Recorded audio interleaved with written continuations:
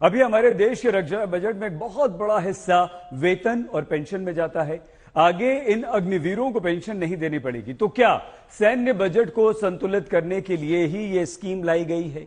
अगर हां, तो फिर उन सदन वीरों की पेंशन और भत्तों पर कैंची क्यों नहीं चलती, जिनके करोड़पति होने के बावजूद देश में सालाना सैकड़ों करोड़ रुपए पूर्व विधायक, पूर्व सांसदों की पेंशन पर खर्च किया जाता है।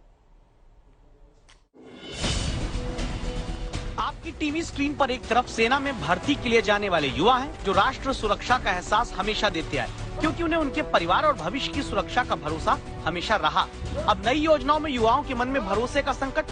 दूसरी तरफ राजनेता है, जिनकी भविष्य की राजनीति और समाज सेवा का चाहे अता पता भी न रहे, लेकिन इनके भविष्य की सुरक्षा का भरोसा हमेशा इनके पास रहता है। 4 साल के लिए एक नए सैनिक को ले रहे हैं, उसके बाद इसको भी रिटायर कर रहे हैं।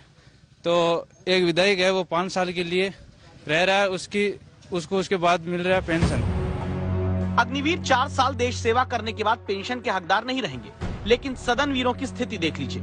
लोकसभा के 3580 पूर्व सांसदों को अभी पेंशन दी जा रही, जबकि 268 पूर्व सांसदों के निधन के बाद उन पर आश्रित पेंशन पा रहे हैं। राज्यसभा के 508 पूर्व सांसद पेंशन ले रहे हैं, जबकि राज्यसभा के 219 पूर्व सांसदों के आश्रितों को पेंशन दी जा रही है।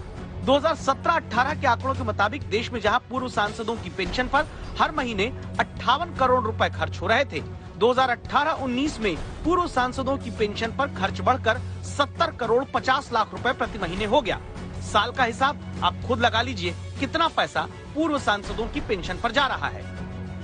आपकी सैलरी आपके काम के आधार पर हर साल आपके अधिकारी तय करते होंगे। दुनिया के तमाम देशों में भी जनप्रतिनिधि अपनी सैलरी और सुविधाओं पर खुद फैसला नहीं कर सकते हैं, लेकिन हमारे देश में सांसद हो या विधायक अपनी सैलरी और भत्ते का फैसला सदन में आपस में मिलकर आम सहमति से ही कर लेते हैं। अब तक सेना के जवानों के पास 17 साल की नौकरी, फिर पेंशन समेत दूसरी सुविधाएं रही।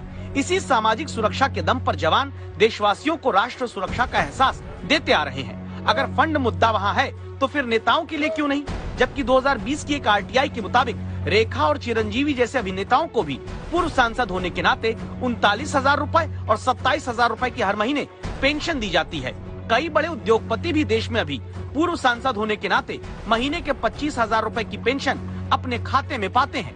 लोकसभा में 88% सांसद, देश में 78% विधायक करोड़पति हैं। आपको जानकर हैरानी होगी कि हमारे देश में अगर कोई नेता विधायक भी बन जाए और बाद में सांसद भी, तो पूर्व विधायक और पूर्व सांसद दोनों की पेंशन पाता है।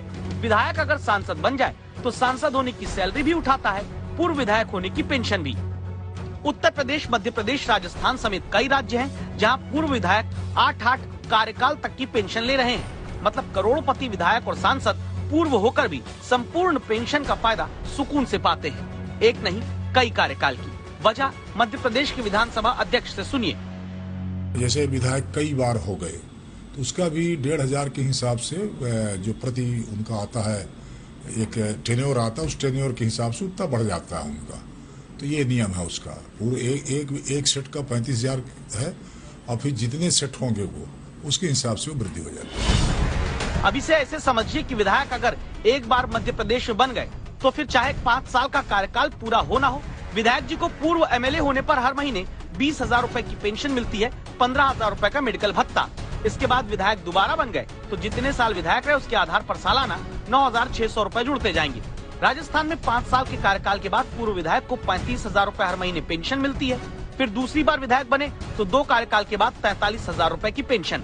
झारखंड में एक बार विधायक बनने के बाद 40,000 रुपए हर महीने पेंशन दी जाती है।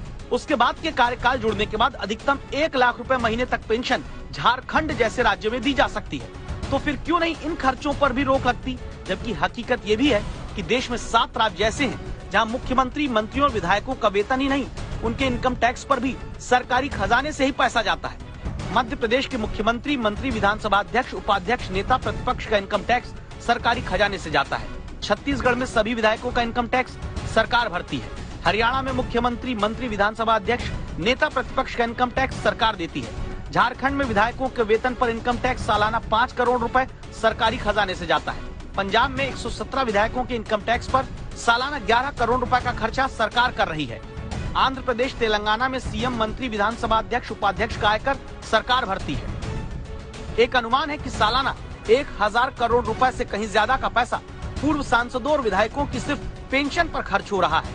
ऐसे पूर्व सांसद और विधायक जो करोड़पति हैं, तो क्या सुविधाएं सिर्फ सदन वीरों के लिए ही रहेंगी? आज तक ब्यूरो।